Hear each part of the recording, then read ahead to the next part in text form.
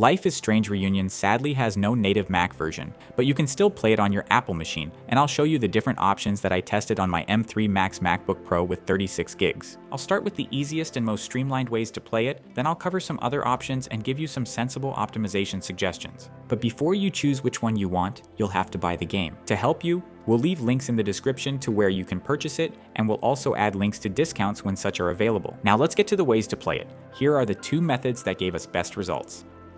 The first one is called Boosteroid, and it's the cheapest cloud gaming service that's actually any good. This is the most plug-and-play solution that we found.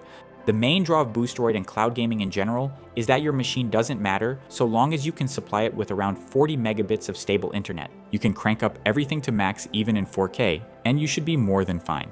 For Reunion, Boosteroid makes a lot of sense because this is one of those story games that still asks for serious hardware if you want the visuals to shine. The lighting, facial animation, and heavy cinematic effects all benefit from having a stronger PC on the other end. With Boosteroid, you can expect high image quality and smooth performance even when streaming at 4K, as long as you have a moderately decent connection. A game like Life is Strange is ideal for this type of gaming because it's not dependent on quick actions, where latency can play a more significant role. The one real caveat is that darker scenes can look a bit mushy if your connection dips, but I'll show you how to mitigate that. So generally, I count this as the best pick for anyone who wants great visuals with almost no tinkering. All you have to do to start gaming is follow the link in the description, register for the service, and buy a subscription. Then just search for the game and click play. It's all pretty easy, but we have a how-to tutorial if you need it, and an overview of the service if you want something more in-depth to make up your mind.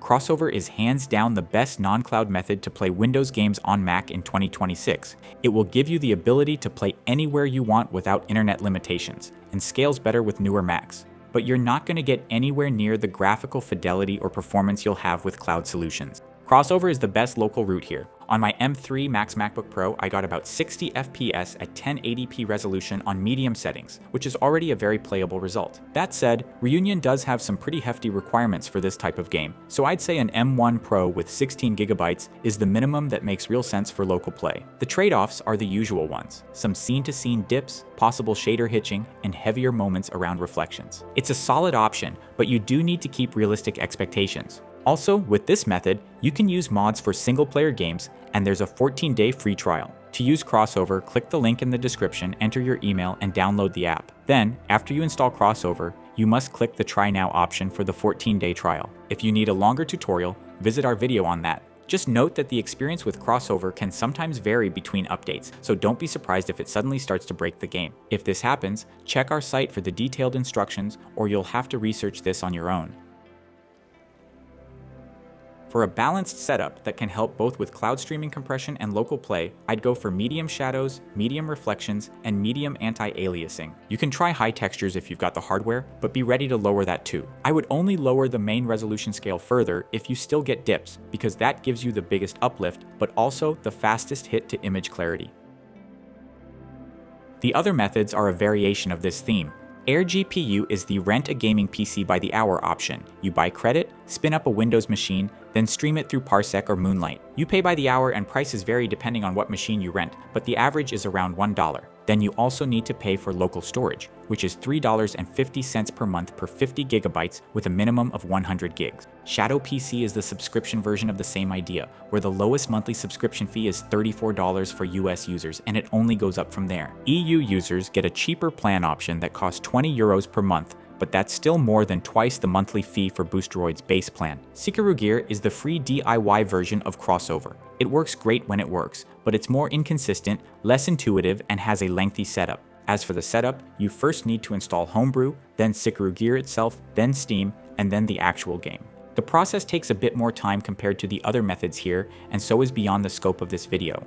For detailed guidance on how to set up Sikarugir, just click the respective video in the description and it will show you exactly what to do. Here's how I'd choose between the real options for Reunion. Boosteroid is the easiest recommendation because it skips the whole compatibility question and lets the game look the way it's supposed to, which matters a lot for something this cinematic. If you mostly want to sit down, hit play, and get the cleanest presentation with the least effort, that's the one I'd start with. Shadow PC and AirGPU can also be valid, but I view them as more flexible but also more expensive variants of Boosteroid. If you are already using either one, playing Life is Strange through them is a no-brainer, but in all other cases, I struggle to recommend them over Boosteroid's simplicity and affordability. Crossover is the better fit if local play matters more to you than maxed visuals. You get offline play, lower input delay, and more freedom to tune things, but you also have to accept that this is still a translation layer and not every scene will feel equally smooth. Sikarugir is the free DIY option, and the reason to pick it is simple. You want a local setup without paying for crossover. The downside is that it is less intuitive, less consistent, and much harder to recommend for a game this new. So my default advice is Boosteroid for the easiest and prettiest experience, crossover if you want to stay local, and Sikarugir only if you want the free option and have the patience for tinkering. So these were the best methods for playing this game. If you want to explore more popular gaming titles you can play on your Mac, check the videos that should now appear on your screen, or simply browse through our channel. Also, if you found this content helpful, we'd greatly appreciate it if you liked the video and subscribe to our channel. Take care and see you in the next one.